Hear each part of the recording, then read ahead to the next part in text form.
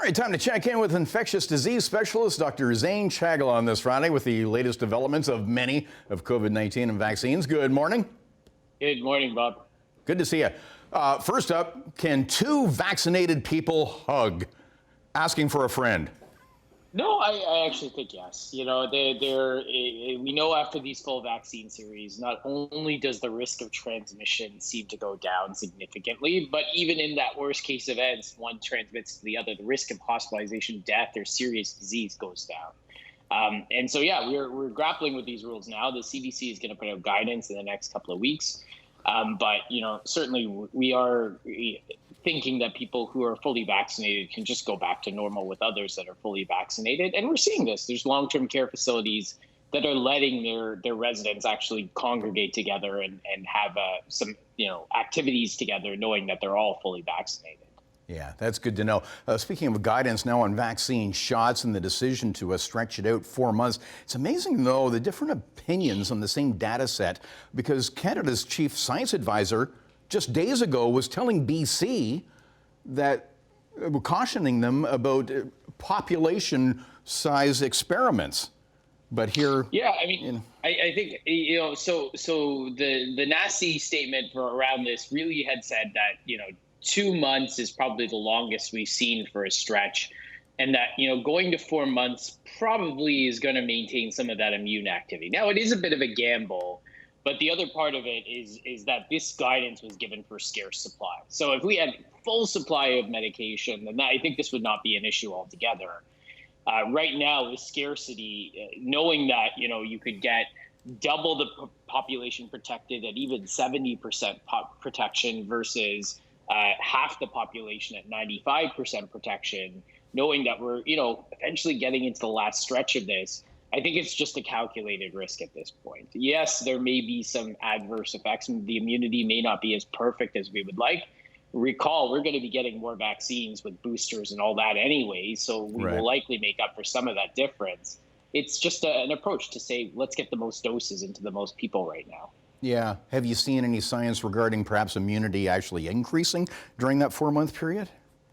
So the AstraZeneca vaccine is interesting because there is some suggestion that the longer you space out the intervals between the two doses, the better you get an immune response. It actually has to do with the way the vaccine's constructed.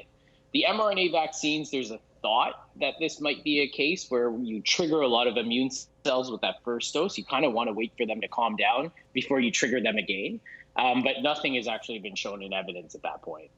Now, the efficacy of AstraZeneca, and Germany just approved it for seniors over 65. Are we underutilizing it by keeping such a narrow age group and not seniors? Yeah, I mean, this is to that point of saying different data sets are interpreted by different people. And so, we approved AstraZeneca for under 65. There's real-life data emerging from Scotland and the United Kingdom suggesting it outperforms Pfizer vaccine after the first dose in terms of hospitalizations. I think that's what eventually pivoted France and Germany to actually using it to over 65 because the clinical trials didn't have that data. And I think, NACI is looking at this. As other countries do it, as more data emerges, as more safety emerges, particularly from the United Kingdom, I think we get a good sense this is actually an effective vaccine for over 65-year-olds. And I would not be surprised in the next couple of weeks it goes back to use in that age group. And what are we seeing real world with these vaccines? Are these vaccines just preventing symptoms or coronavirus in the system?